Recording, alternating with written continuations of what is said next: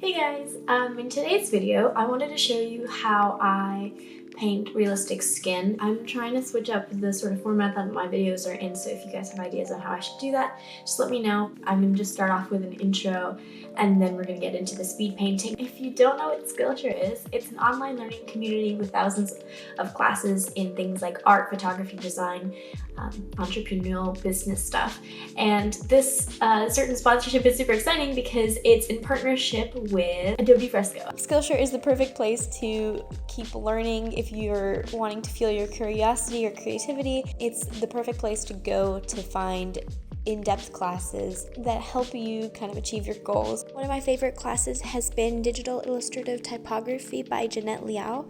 It has been super cool because I'm currently in an advanced typography course in school, and using Adobe Fresco and figuring out how to be able to use my more illustrative work in typography is something that I've been really interested in, and I have been loving trying out. If you don't know what Adobe Fresco is, it's Adobe's new iPad painting software, so it's similar to Procreate, but I personally think it is so much better. I've been using it for 1 or 2 months now, and I have been loving it. Like, it is amazing. It's basically Photoshop for your iPad, and I will have a couple of illustrations that I have made up on the screen with this, and I am continuing to use it. I think it is a great app. But this is not what this video is about. Skillshare has a couple of classes teaching you how to use Adobe Fresco. Premium membership for Skillshare will give you access to all of the classes, so you can try out as many classes as you want to and just learn and grow. Premium membership is as low as $10 a month, which is so much better than if you're going to take workshops or like online classes for things. They are just really good quality classes. So if you'd like to try it out, I will have a link down in the description for a free 2-month trial. Watch the Adobe Fresco tutorials if you'd like to find out how to use it the best way possible, and we'll get into the video. What I'm going to be doing is going to be jumping on my computer, and I will be doing a painting. So I'll just show you the time lapse and talk about my tips for painting skin. Painting was made in Krita with my Huion HS610 tablet, which I'm going to be having a review out for it pretty soon. I just haven't had the time to put it together, but I've been trying on this tablet for a couple months now, and I've been loving it. I have a couple of little tips that I suggest for you whenever you are painting skin, and how to create a more interest, maybe not specifically like more realism, because I don't know if that's exactly what I'm saying, but just creating more interest to your piece. So in no particular order, I'm just going to mention a couple of things that I like to add to my paintings. So number one, I like to add under eye bags to eyes in my paintings, because let's face it, every single person has under eye bags, and you know, a lot of people will use makeup to cover them up, but real people actually have under eye bags, and even if you're wearing makeup, sometimes they still show through. So I think it's fun to add like imperfect details to your paintings to add interest, you know, to make it look a little bit more realistic or believable.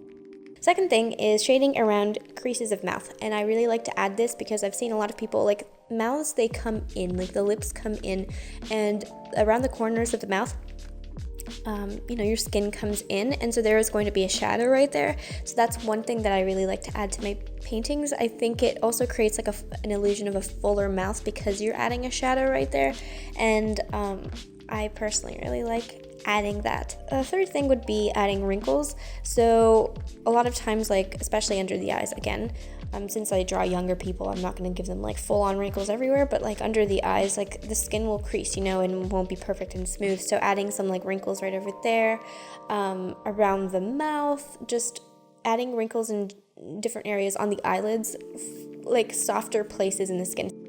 The fourth thing that I really like to add to my paintings is warmer tones on the cheeks and nose. A lot of people will add like a contour around the sides of the face, will add blush to just the cheekbones, but if you add sort of like a darker bronzier tone over the cheeks and up the nose, same with like a blushy color, that helps the subject look a little bit more sun-kissed.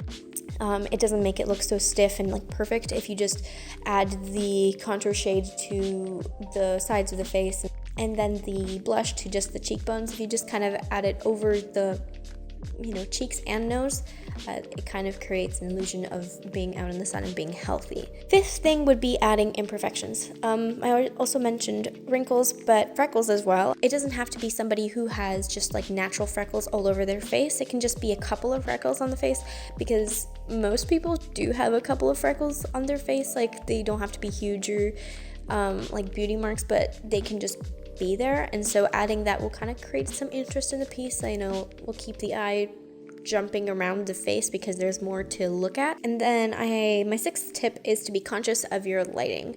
Knowing which direction the lighting is coming from, how that will affect shadows, and making sure that all of your highlights are coming from the same direction. The lighting is uniform. I've had this problem a lot of times in the past. I will make the light source look like it's coming from the left whenever I'm painting the highlights on the eyes, and then I'll add a gloss to the lips and the highlights coming from the right. It's something that I don't always keep in mind, but it's something that's important. And whenever you are painting highlights, it's important to know what surfaces you're painting those highlights on. So if you have something like the eyes, which are pretty wet, you're going to have a glossier, a sharper, and harsher highlight.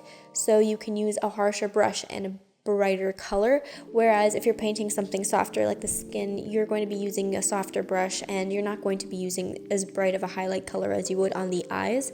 So glossy areas like the eyes and lips, I add a lot of highlight. I really like to add really glossy looking features, and I like to add highlights to different parts of the face as well, not too much on the cheekbones. I like to add it on the nose, on the insides of the eyes, so just areas that they'll look a little glossier. Now, a couple of people have criticized this in the past with me. It's just my style. I like to do it. I know that it's not specifically realistic all the time. I just think it's cute. So the last thing that I wanted to say is you don't have to draw every individual hair or pore to create an illusion to realism.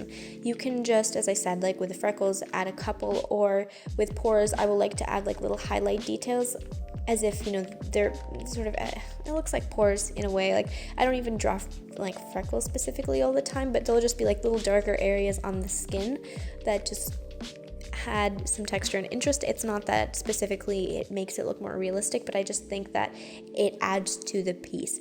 Also, being conscious of your subject, what setting they're in, what lighting situation they're in, and what you could add to the piece to make it look more interesting. I think just being mindful of the subject and the setting that you're painting it in will add to your piece. And so maybe another tip I would say with lighting, I could talk about this more in another video, but when it comes to lighting, it is a good idea to know where the lighting is coming from. So for this painting, there is some lighting that's coming from behind, and so the sides of her face are highlighted with that light.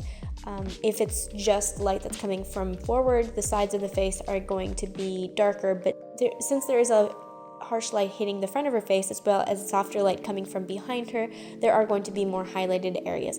And you just create a lighting situation and you realize how the light is going to interact with the subject. If you need help on how to do this, I would suggest a great way to do that is by, setting up some lighting situations and taking photos of yourself or your friends and seeing how that interacts. Obviously, looking at your face in the mirror a lot, then you will start to understand the anatomy, the way the face moves and the contours of the face, how it's lit, and what stands out.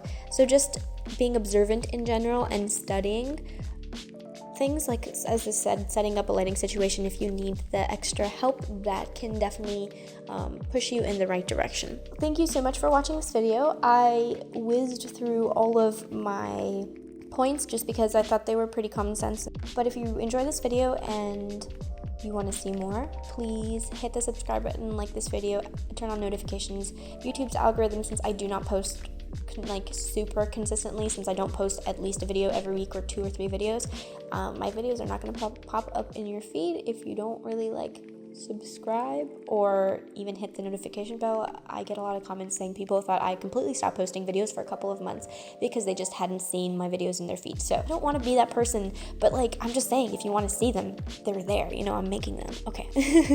That just got very aggressive. I'm so sorry. Let me know what else you would like to see from me, what other video topics. Leave them down in the comments because I'm like one of the struggles about making videos is finding things to talk about. So if you just give me ideas, then I can make new videos with new topics in mind. I will talk to you guys in my next video. Bye!